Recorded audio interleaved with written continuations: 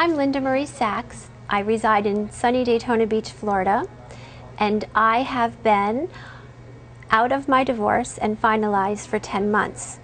The ultimate outcome was that I ended up losing my children, but the good news is Justice for Children has my case. I'm in the appellate in the 5th District Court of Appeals, and justice will prevail in the end. I started my divorce. I finally filed in January of 2004. I searched for an attorney for 8 months in my community and the surrounding areas. When everyone heard who I was married to, they refused to take my case. They said it was a conflict of interest. He was either on the board or his parents were affiliated with some organization, but I persisted. I filed for divorce because of what my children were doing and saying, and because of the abuse to me. But I took it for many years. But when the abuse crossed the line to my children, I had to stand up for so that their voices would be heard. Being the optimistic and positive person that I am, I thought, oh my gosh, the moment the judge hears what's happening in my home and it's all documented by the children's therapist of what they're drawing and saying and doing in her office, of course this judge is going to be the cavalry and come in and protect us. What I found out on that court hearing was that the day before, my husband was there and he filed a protective order against this therapist. My attorney said, oh, Your Honor, we weren't even privy to this hearing yesterday. How could it be that a protective order is on this therapist? I was shocked, to be quite frank with you. She was going to provide 3 hours of testimony of what my daughters were doing and saying and the history of what was happening in my home. And she was going to come in and tell the judge the truth. And we had hoped the ultimate outcome would be to have him be removed from the home. That was not the case. It was the fact that she was not there. Judge says, oh, there's no credible information here. We will let the father still reside in the home. Father, will you continue to pay all the bills? Oh, of course I will. He continued to live in the home with us for the 4-year divorce. He refused to move. It was amazing to me that you think that the judges are going to protect you and they don't. So then you go to the next step that there's a $20,000 custody evaluator. So I think, okay, there's hope again. This custody evaluator is supposed to be the top in our state. She is going to review all the documented things that my children were doing and saying at school and being reported to me in their drawings. And she's going to come and be the cavalry. Not only did she not come to the conclusion of this documented evidence, she completely refused to listen to it and just dismissed it, saying that my youngest little daughter was bipolar. She ultimately did give me in her custody evaluation, mom should be primary parent, mom has a better psychological bond with the children, mom should be primary parent, but dismissed all of the other abuse, refused to take it into credibility at all. Licensed psychologist. Everything that was happening to my children, that what they were doing was coming to me by school personnel, from the therapist's offices, to what they were saying and doing in therapy. It was all documented. It was all coming from an outside source of mandatory reporters who never, ever picked up the phone and reported.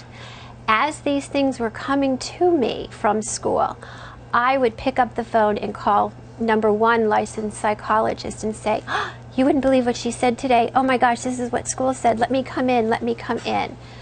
It was documented. She never picked up the phone to call the abuse hotline.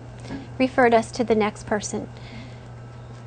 They in turn sent us to the next person. And the continuation cycle again and again. Ultimately, what happened after a 4-year divorce, in the very November of 2006, my attorneys of 2.5 years decided that they would no longer take my case anymore, and they told me a few months previous, we are withdrawing from your case. and we will no longer be representing you. So they were withdrawing from my court case on November 28, 2006. I found out in October of 2006 that they had had a private hearing with the judge in October and never allowed me to be present, never had a court stenographer there. And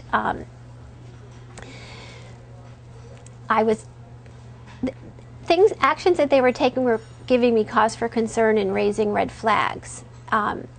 When I was very alarmed that licensed psychologists were not helping my children, I completed a 75-page brief synopsis of what was happening to my children and sent it to a licensed psychologist in Melbourne, Florida. And she had to pick up the phone and call the abuse hotline. That very day when I went to see her, she said, I'm only basing my call to the abuse hotline on the 3 therapist reports from previous therapy reports, and the call was accepted to the hotline. So I said, please, the next day I'm going to my courthouse to get a domestic violence injunction. So when this is finally, when it's finally going to become when DCF is finally going to come and take this case, I want to have my children be protected so that they will be able to speak to this. I went down the very next morning and I filed my domestic violence injunction. When I went back that afternoon, the law clerk, I said, did it get passed? And she said, no, it did not. And I said, it did not. I said, why not? And she said, your same divorce judge got it, and he wants to hear your husband's side of the story, so he has set up a 10-day hearing in 10 days. I went outside to the car. I could not believe that it was denied. It was so sufficiently done that the credible information was there. It was all documented. It should have been approved. I was told to call the sexual crimes unit. I did. They said in 2 minutes, hang up the phone and go immediately to your Ormond Beach Police Department and tell them what you're telling me.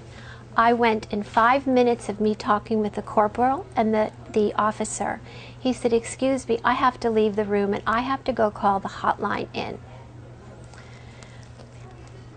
And I had documentation for everyone. Here's a picture of what my daughter drew in the therapist's office when she asked her to draw her family. This is me. This is her father. She drew her father as an erect penis on legs. This is her sister. This is her kitty cat, and this is my daughter, Rebecca. The police department, they had this. Everyone had this. The licensed psychologist previous to had this. They had witness statements of what my daughter was saying in Sunday school, and quite frankly, nobody cared. The hearing came in July of 2006. I hired a new attorney to handle just the domestic violence injunction. When we got into the courtroom, it was my same divorce judge who was showing bias and prejudice the whole entire divorce history. As we sat down, he said, oh, I see that you have a new attorney to handle this case. And we said yes, and they introduced, and he said, I would like to have it on record that I need to recuse myself. I just want to state that I am friends with the father's attorney's daughter. They're friends. We're at each other's houses for sleepovers. We're in the driveway. We're picking up. So if you need to recuse me, please recuse. My attorney said, I'd like to confer with my client. They pulled me outside and he said, this is the worst feeling I've ever felt. You need to recuse this judge. And I said, are you sure? He said, yes. We went back in. Yes, Your Honor, we would like for you to be recused. We'd like to have a new judge appointed. He babbled on for 5 more minutes of pages of transcribed testimony, and then he said, I spoke too prematurely. I'm unrecusing myself. Now call your first witness. My attorney was shocked. They continued with the case anyway. It's transcribed. It's all court document. David's 2 high-power attorneys were running the courtroom. They were telling what the judge he could hear and could not hear. They were saying anything previous in the last 3 years of divorce could not be brought in.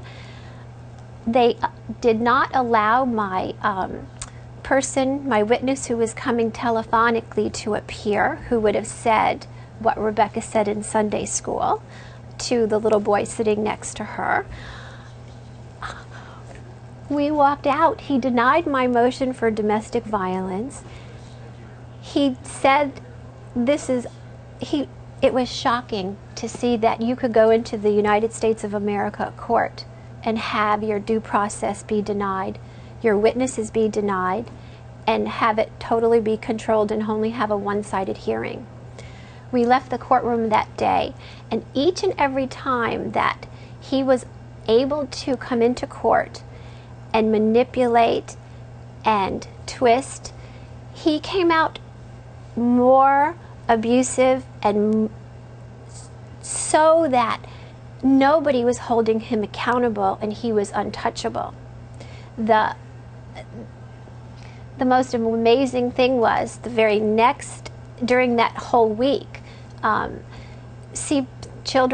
Department of Children and Family finally came, and I said to them, I said, I have been waiting for you for 4.5 years. And as she sat at my table, my dining room table, and I missed documentation, I had stacks of papers for her. Everything my daughter said, therapist reports, school reports, everything for her. And she said, I've never seen anything like this in my life, that all of these mandatory professionals have never reported. Your husband must know a lot of high people in a lot of high places if they've never reported. Nothing ever happened. She left that day and she was going to interview the therapist whose testimony was barred. She was going to call these people these witnesses who had statements in the file. She did none of that.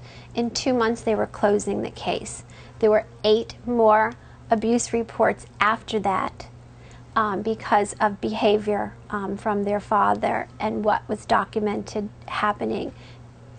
And DCF totally closed the case and did absolutely nothing. When my children, I was told to bring my daughters 2 days later to the Children's Advocacy Center for them to be interviewed, and behind the little glass, I was out in the waiting room. But their determination was children did not disclose, and until these children feel safe, they are not going to speak. Leaving there that day in the car, I had my phone on speakerphone when I turned it back on, and the phone rang, and it was their father, and he wanted to talk with the children, so I handed the phone in the back seat, and it was on speakerphone. And he said, where are you? Where are you? And she said, I'm just leaving the big pink house. And he said, what are you doing at the pink house? Where are you? And she said, there were a lot of people there, and they were saying bad things about you. And he said, like what? And she said that you hit me and split my lip. He said, you told them I didn't do it, didn't you? And she said, yes, Daddy, I told them you didn't do it. The very next week when she came back to be interviewed, she changed her story and she said, no, it didn't happen in the kitchen where it happened. It happened in the car. He bumped into me while I was getting out of the car. All the Department of Children and Family had to do was pick up the phone and call the licensed therapist who heard her say in her office, my daddy hit me and he split my lip. I was right there in the next room. I saw the split lip. She said, Daddy hit me and split my lip. All of these things were just tossed to the wayside. Nobody cared. Nobody wanted to do anything about them. Court documents. It's a travesty of justice to think that a mom like me, class mom, soccer mom, total primary caregiver of my children, could stand up to protect my children and ultimately end up losing them for only doing one thing, asking for help, providing documentation, and asking for help and protection for my children. But I am such a hero, and the good news is there are resources for moms just like me. I took 10 pounds of documentation, police reports, DCF reports, therapy reports, put it all in beautiful 10-pound binder, individually tabbed and indexed, and I sent it to Justice for Children. I read in the Oprah magazine, November 2006, they had an article, Please Daddy No. I read the article and it said that if you have similar circumstances, justiceforchildren.org go on their website, download their information, provide all the documentation that they request, and they will take 10 days to review your case. They reviewed my case and they took my case. And then on March 9th, the very same day they took my case, I was in court without an attorney for the final divorce hearing. The previous 6 months I was pro se only because I was without an attorney. My motion to uphold the temporary support order signed by my divorce judge was denied. My husband was in violation of this court order every single month. The judge refused to address it. He denied it each and every time. My motion for temporary attorney's fee was denied. My motion, and these were all legally sufficient, I spent hours in the law library. I had been in the divorce for 3 years already. It was very easy to write these motions. My motion for to remove from trial docket, denied. Motion for continuance, denied. So then on March 7th, knowing that in 2 more days, on March 9th, 2007, we were going in for the final hearing on divorce, I filed a 48-page motion to disqualify trial judge. Florida Statute 3810 says if you are going into court and you know that you are going to have an unfair and biased hearing by a judge who's prejudicial, you can ask to have him be removed. He refused to rule on it until we were in court that morning. And it was a wonderful 48-page documentation of all my children's things. His total denial of my civil rights, my children's rights. He held the hearing anyway. My husband was the only witness on the witness stand. He had 2 high-power attorneys. I had none. But what I had was the truth. And I asked repeatedly, 40 to 50 times, Your Honor, please, this is an unfair hearing. Your Honor, please, I need to be represented by an attorney. As they were putting in documentation, it was hearsay. And the 2-page custody valuer's new update, where she took away primary custody from me where it had been for the last 3 years, and she gave it to the father. The same father that she herself had called in an abuse report on the previous September to say that father is abusive to the mother in front of the children. They introduced a 2-page letter from this licensed, our custody evaluator, which reversed the custody. I said, objection, Your Honor, objection. Note that there is no objection. Enter it into evidence. As I sat there, I realized, oh my gosh, I am going to lose custody of my children. He was on the witness stand. His attorney said to him, what is in the best interest of the minor children? He said that he be awarded sole custody, which he had never pleaded for before. He said that wife be removed from the house and wife go on supervised visitation. And when it came time for me to question this witness, I'm not an attorney. I'd been pleading with the judge. I said, Your Honor, I reserve my right to question this witness when I'm represented by an attorney. Your Honor, once again, this is an unfair hearing. Your Honor, I don't even have to be here. How can this be? So my closing argument, so that it would be on the record, because documentation is so important, I once again stated this was all about hearing my children's voices, and once again pleaded with the judge to not have this be taking place. And 2 weeks later, we were called in for the oral ruling, and he said, I struggled with giving sole parental to the father, but I'm going to give shared parental custody. But the mother will go on supervised visitation. Me, class mom, soccer mom, no abuse, no drugs, no alcohol, no gambling. I am class mom, soccer mom. With no infidelity, nothing. And I said, Your Honor, excuse me? Supervised visitation for me? I said, I have carpool at 2 o'clock and 4 o'clock. I have soccer at 5:30 and 6. I'm the class mom in my daughter's 4th grade class. Can I still bring the spring party? They argued back and forth, and they said, we want her out of the home in 10 days. I said, Your Honor, I need 30 to 60 days. He said, you'll be out in 14 days, and when you're out in 14 days, your supervised visitation starts.